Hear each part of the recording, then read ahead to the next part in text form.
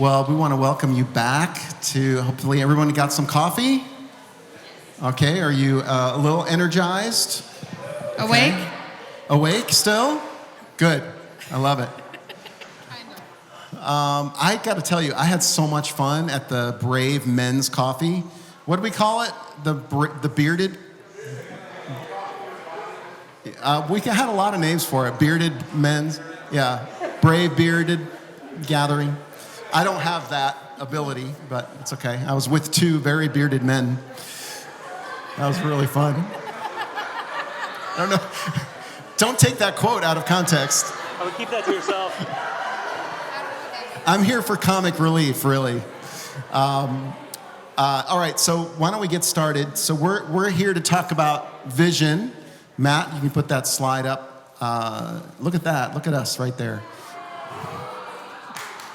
Hey. Speaking of vision, this was a vision that I mean, when we started this whole thing, you started Brave 10, 11 years ago. Did you ever think that we would do something like this? Okay, so talk about the origin story of this whole thing. Yeah, so we want to share the future, but we feel like it'd be great to share just a little bit about the past so you kind of see the whole journey. So when I moved to Nashville, I was looking for a mentor, and specifically for a female that had learned how to navigate all the things with family. And I never could find one, and I prayed for that for 15 years. And then finally, I asked the Lord why he hadn't answered my prayer. And he said to me, be what you need. And so, of course, I didn't know everything at that point, but I knew some things after being here for 15 years. So I started gathering girls first, because that was the need that I saw. That was the greatest need that I saw. And we went through several stages. How many of you guys were a part of Brave Worship? Were any of you part 10 years ago? Barentine. Rachel, I think you were, pretty Rach. close. Yeah. One? Is that it? Just one in the room? I think that's right. So anyways, it grew over time. So we've had many stages. We've done coffees. We're doing Brave Coffees now regularly. We've done writing trips. How many of you guys have been on a Brave writing trip? I want to hear your Down Some Chicken Lard song or something.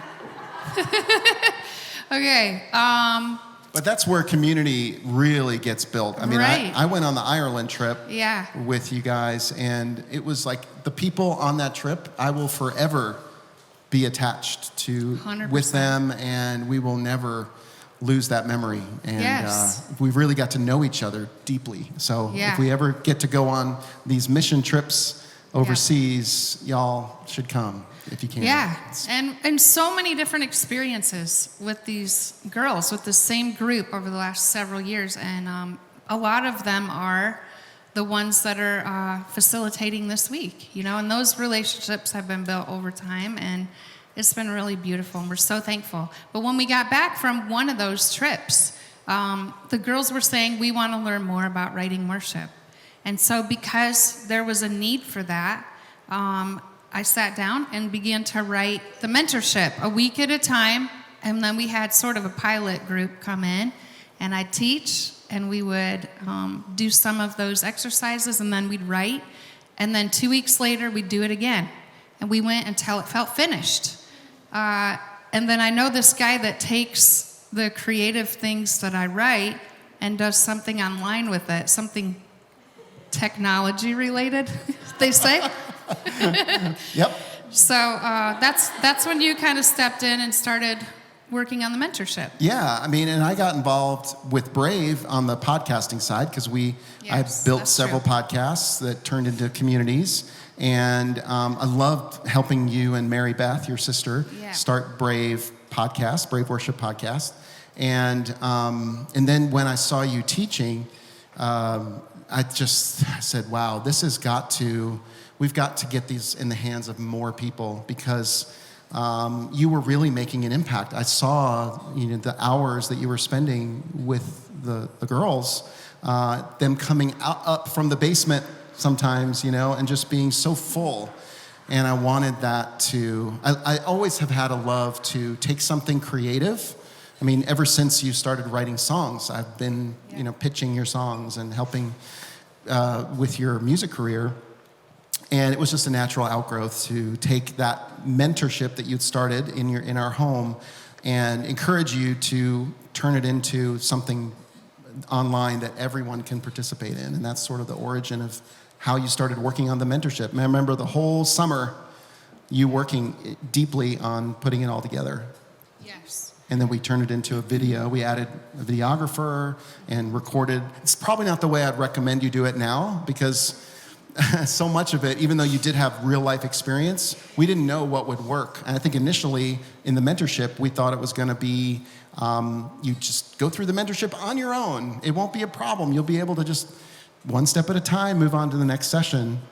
And we structured everything that way. And we had to do kind of a pivot with it and make sure that now we have 100% completion rate for the mentorship. And that's what matters, is that everybody that takes it finishes, because you have that accountability and you have the weekly groups. And people that have been a part of that was Amanda was our pioneer first mentor. Let's give it up for Amanda. Did you recognize the mentors? I haven't yet. Nope. Okay. I'm going to do that now. But Okay, yeah. oh, wow. Look at this. Thank you. What? Okay. Oh, thank you.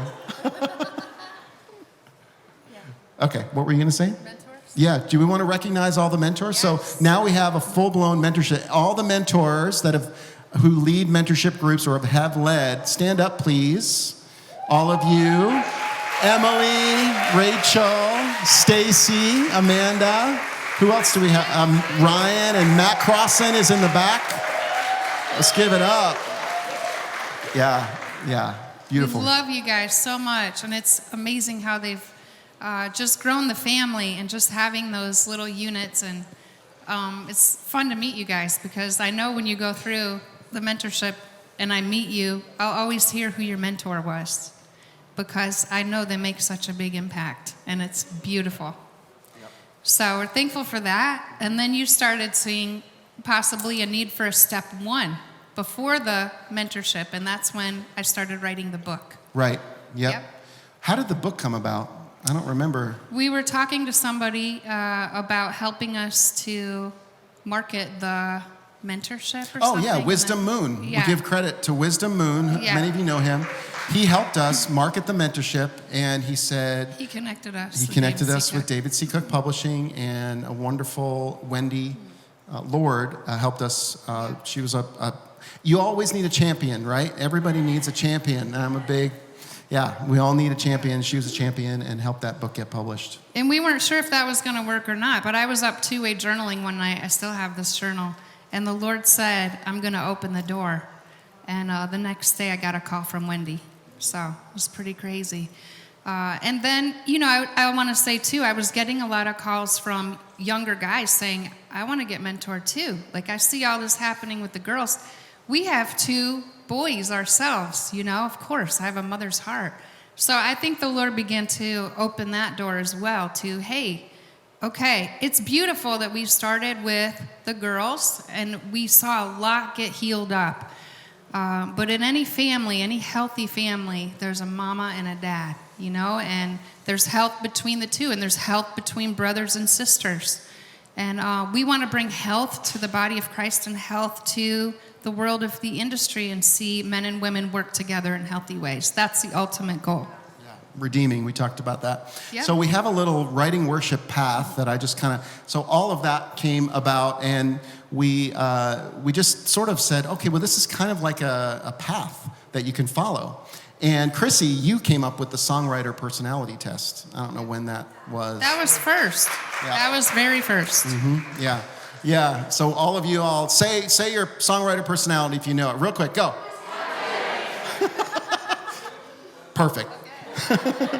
So we just Krissy came up with these little taglines here. Take it, read it, watch it, do it. So the path from left to right is take the songwriter personality test.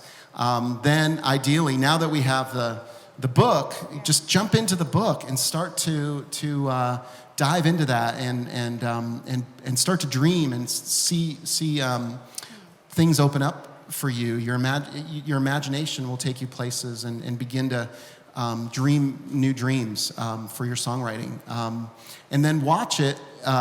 Once you wrote the book, it was natural to create a companion course.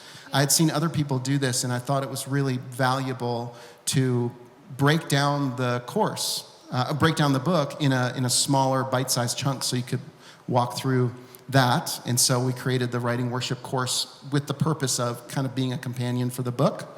And other courses came in. And then other courses came in, the song admin course with Holly Salazar and the music streaming course, and there's more things planned. And Jake DeJarnett's Writing Worship for Musicians course. So that's been really fun to kind of watch that. And that's something you just watch on your own time. And then after that, you can take different ways on the path, but ideally we kind of see it as do it. Okay, now what's next is do the mentorship. This is where you really, get your feet wet and whatever all the analogies are. But you basically start walking and beginning to live this out. What's been in the book, what you teach in the courses, and all of that. Like, how do we put that together and live it out in real community? And that's where co-writing really comes to life. And I know a lot of you I've talked to, co-writing has opened up a ton of new things for you. Even though it's scary to co-write, it's one of the best things you can do because it's so much the model of the church and how things are structured. And thereby, that's why the course is such a great tool, and the book is such a great tool for building songwriting culture in churches, right? So that led to the mentorship, which we talked a little bit about.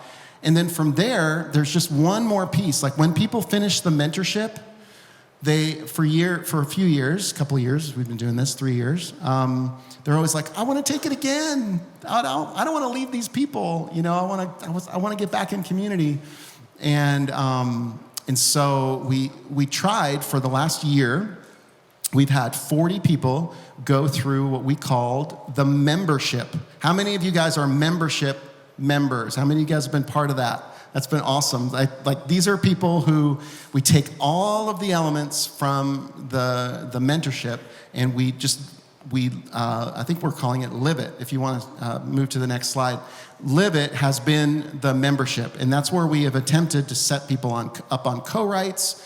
And we've had monthly teachings. We had all kinds of things. Do you want to say something about the membership? Yes. I'd love to recognize Amanda just for all the work that she put into the membership. So she's been running that for the last year. She set up a lot of co-writes. She put so much thought into all the process and all the sessions and conversations, and she was there for office hours. She answered so many questions. And Amanda, we have a little gift for you if you come up, and we want to give it to you now. Surprise!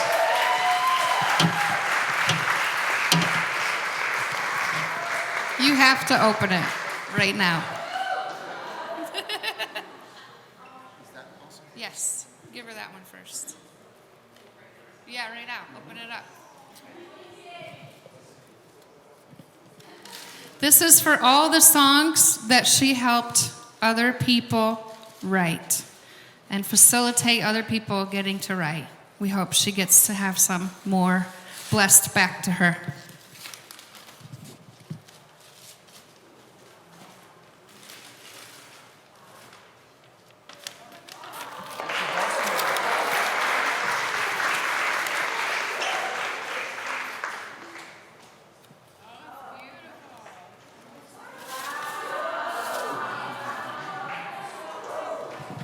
What is this 4-stringed instrument?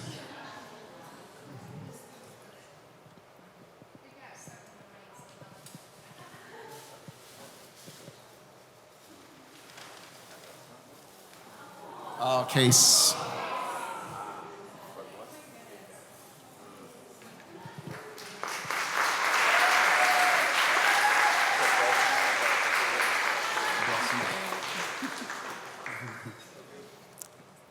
Oh, don't worry about the mess. What is that 4-stringed instrument, Krissy? The dulcimer. That's the one that I share about in the book and everything for psalming. Because it feels like David. It looks like your wall that you have in your house. Yeah, it does. The map. I think it'd go perfect with that. Yes. Anyway, Amanda, we wouldn't have done the membership had it not been something that Amanda felt led to start and help pioneer with us. After about a year, though, we felt like there was something different. We just needed to make some adjustments to it because it really is very, very new. And so very soon, we're going to be switching things up a little bit, and we're going to be calling it the Writing Club. So it's going to be super fun because something that we talk about a lot is keep writing, right? Keep writing. And I think the more songs you write, the better your songs will become. It's really as simple as that. Like, of course, also, the more you invest in your coming to conferences like this, like the things Mike was saying, meeting relationships. And that's really the second part. Your growth as writers multiplies in community with one another. Do you want to talk about those two main things and maybe how those will? Yeah, the first one, I think a lot of times, I don't know. I think there's this perspective that the more song critiques you get, the better your songs will be over time. And there is some truth to that. But I think what is more important is just the process of repetition, continuing to write and write and write and write. And if you notice something on your own, it's way more valuable to you, honestly, as a writer. And when you can start to recognize things for yourself and correct them in the writing room versus getting all the way through, doing all the work, and then hearing feedback, and then going back and maybe re-recording and all of that stuff. So what's most valuable to you is learning that process yourself, honestly. And we do give a guideline in the book and in the mentorship for how to self-critique. So there is some guidance there, but just that repetition, that process of repeating the writing process in your own life, that will grow you more than anything. I was talking to Eric about this. I don't think I had any professional co-writes until after Your Great Name was cut. Mm-hmm. No. So, or critiques, either one. Yeah. So the Writing Club is, I think, going to be taking all the best of the membership, and it's for mentorship graduates, so we all have that as a foundation. But then after the mentorship is finished, we want to provide an atmosphere that will almost feel like you are part of a publisher, but you're completely independent and free. So the goal is you're going to be challenged to write more. You're going to be challenged to build relationship with each other. We're going to have very regular times of interaction that I'll facilitate. I've also been talking to Karina, and she's volunteered to help facilitate some things. She's been part of our membership for quite a while as well. And I think we're going to build something that's going to be really beautiful for songwriters at any level.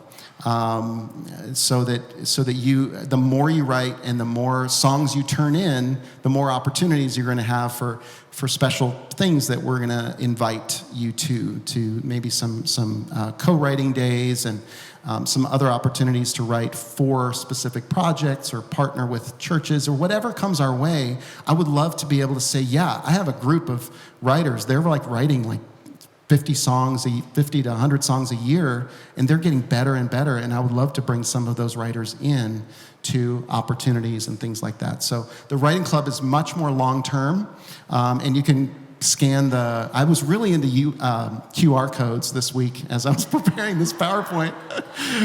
So you can try to scan that if you can, if not now, later, to learn more about the Writing Club. And there'll be like an application there. But it's for anyone that's graduated from the mentorship already. So that is the Writing Worship path.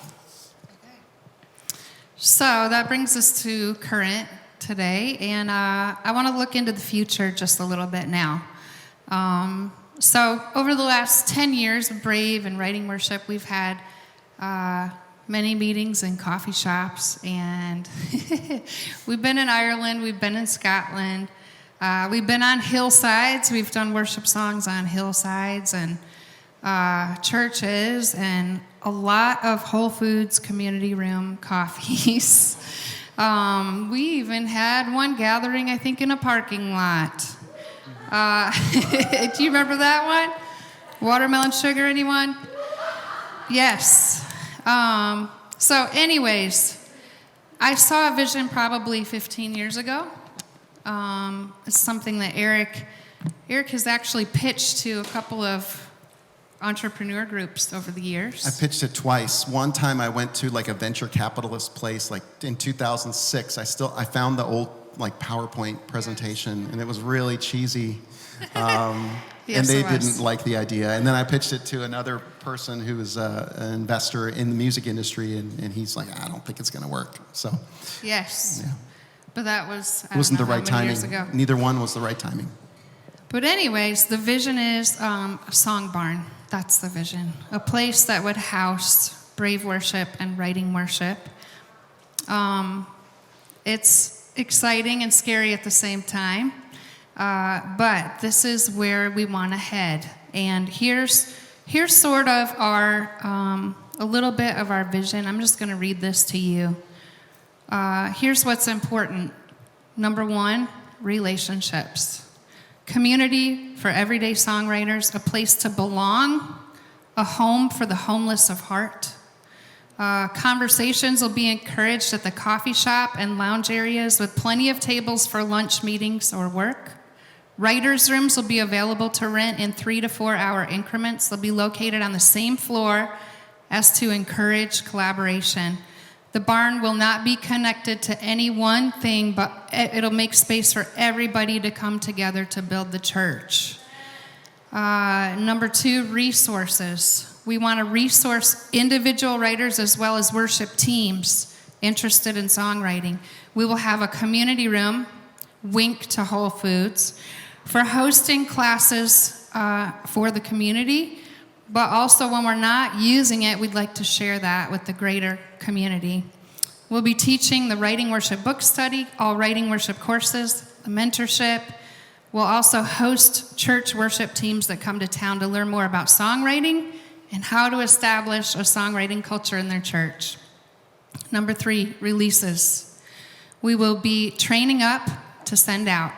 That may look like training up people and then releasing them back to their home church to continue songwriting.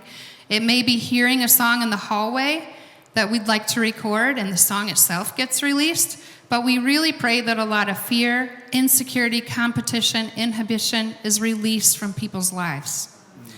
And we believe that we will release people into their destiny. So those 3 things are going to guide us: relationships, resources, release. Those 3 things. Do you want to talk about the values that all of the things that we do with writing worship and brave worship? Number 1 is making room at the table. Everybody has a place. Number 2, raising a championing culture where we're cheering one another on. Number 3, awakening dreams, purpose, and songs. And number 4, clearing a path for the next generation. And speaking of next, I had a dream about a year ago. If you want to go back and listen to hear the whole story, it's on a Brave Worship podcast I did with Amanda. We talk about this dream I had. Basically, in the dream, I was marking trees and clearing the path and moving berries close to the trail and creating beauty and rest for the person coming behind me. And it took more time to do that. It took more effort to do that. But I felt like the Lord was saying, this is part of the vision that you have to look at for your life. It's not just you, your songwriting career. Look at who's coming behind you and make sure the path is wider than the way you found it. Make sure it's wider behind you than it was in front of you. And so that is basically what we want to do. Psalm 145:4. One generation after another will celebrate your great works. They will pass on the story of your powerful acts to their children. And you know what? A lot of times, songs are how we tell the story. So we want to share a little bit of that vision now. Okay, so this is a rendering that we want to thank Dina for. Dina Porterfield. Can you stand, please? Please stand, Dina. She has been dreaming with Krissy about this, and yeah, I know you're weeping even looking at her. She can't even look at her. But this goes deep, this vision of everything that's been happening with resources. Here you go. Let's show you what this looks like.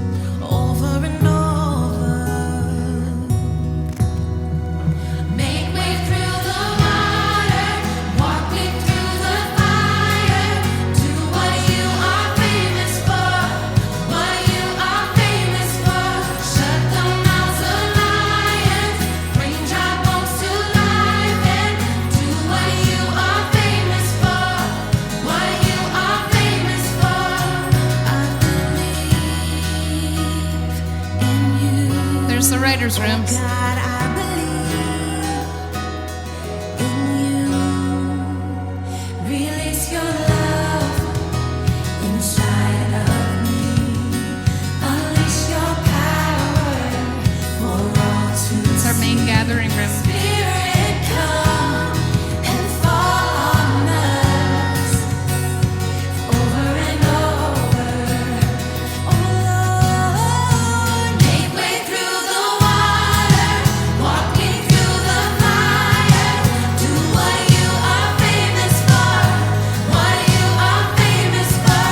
Shut the mouths of lions, bring dry bones to Inside one of the writer's rooms. do what you are famous for, what you are famous for. God of exceedingly.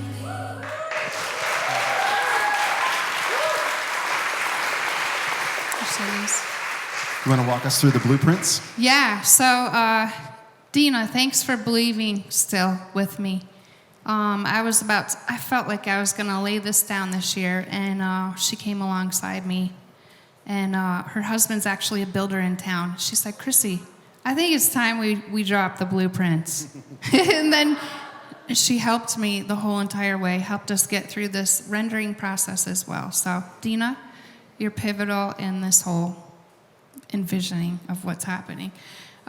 So this is sort of the front, what we see. And when you walk in the front doors, of course, you couldn't see everything in the rendering, but there's going to be an office on the left, bathrooms on the right. You can show the next slide, or the one with the inside, yeah. Okay, there we go. There's the restrooms you see on the right side, the office. A great big community room where we can do coffees, brave coffees. We can do classes, mentorships, all those things. Little storage area, our sound booth right here by the stairs, our large gathering room there, coffee shop, cafe over on the other side with plenty of space for connection, and a screened-in porch over there. Let's go to the next slide. 10 writers' rooms, and open to that main floor so that we can gather around the top and sing down to the bottom, or play. Instruments can play up there.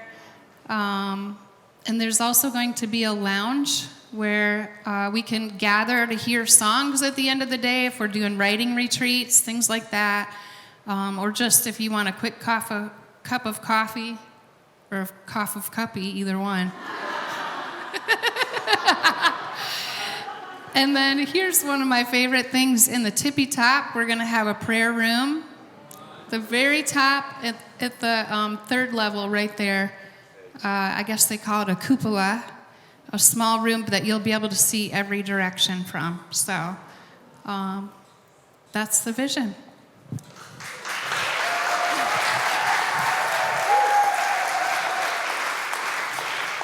Yeah, so, it's taken a while. The team has been incredible to work with. I know we've gone through all kinds of revisions of what this would look like, and different ways of it coming together. But the point is, all of these values that we've been living out without a barn, without a song barn, without anything really other than online and what we've been able to do so far by reaching you, can now be manifested in real life, in real person, where people can really gather together. Churches can come in. You have a big vision for churches to come in on a regular basis and visit and get poured into, and then send them back out. So we really see this as a home of reconciliation for the music industry as well, and a place where people can gather and really real collaboration can happen, and friendships and relationships can be built. Yeah, that's it. That's it? So, as Ray Hughes says, we're taking the 500-year vision. We're looking past our generation and our time, but what's to come after us? And how are we going to leave things better for them? And how are we going to equip them in better ways to further the kingdom? That's the whole purpose. So we feel called to steward this for a time, but we also know that it will be passed on. That's the point. So, yes, we're going to help establish, and we're really excited about that. But it's meant to be carried on. And we're praying for 500 years of that. So, another thing Ray Hughes says is love people into their purpose. And we know that if we have that community on an everyday basis, and we're truly loving songwriters, that not only will their hearts thrive, but music will naturally thrive too, and creativity. That comes as a byproduct. If people are loved, they create. So we're just trusting the Lord with this vision. You're the first we've shared this with. I don't think our own team has even seen this video. I also want to just thank Stacy and Chuck and Bob Blankenship. They've all poured into this vision as well, been part of this establishing. So anyways, that's the vision. If you guys have questions, I think we've got a sign back there on the table with a QR code. That goes to the video, and you can watch it and learn more about the Song Barn. Yeah. So we're going to be praying for how the Lord's going to provide for that. Yeah. We don't know. No problem. We're throwing it out. This is the vision, and we're trusting that the Lord will bring the partners to help us make it happen. So we don't know how to do that, honestly. We don't know how, and it's daunting. But we can't shake this vision. We can't shake it. It's been in our hearts for 15 years. So we invite you to be a part. Let's talk, and just wanted to share that with you guys, from our hearts to yours. Yeah. Well, we have one final thing that we want to just announce and honor and recognize. So in the membership, we finished up the 12 months that we did it with what we love to call the Love Awards. Sounds a lot like Dove Awards, but it's not. It's Love Awards. It's totally different. I wonder who came up with that. This is her, actually, Amanda and Krissy again. I let them spend too much time together, and they come up with these things. No, this is great. This is perfect. So every month, almost every month, right? Yeah. Almost. There were songs recognized that were turned in our, once a month there was a song sharing time in the membership, and everyone in the membership voted on what? There's a fly on your arm. Voted on the best song. And so they were recognized. You might have seen some social media posts about that. And at the end of it, we have a recognition of the song. Amanda, do you want to give these away? The song of the year. So everyone voted on the songs. We have a little something for 2 of the 3 writers who are here today, and the other one we will mail. So, okay. So the song is called "Good to Me," And let's give it up for Joan Wellman and Audrey Moutsakis. Come on up. We have a little certificate for you.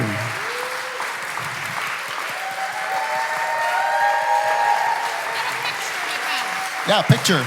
Can somebody take a picture?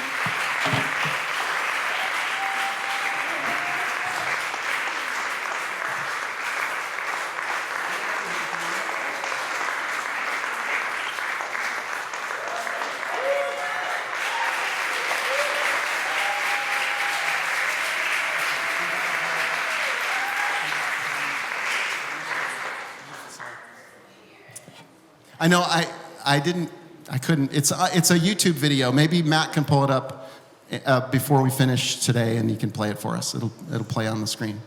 All right, so we're finished with our portion. I'm going to let you move into the songwriting panel, right?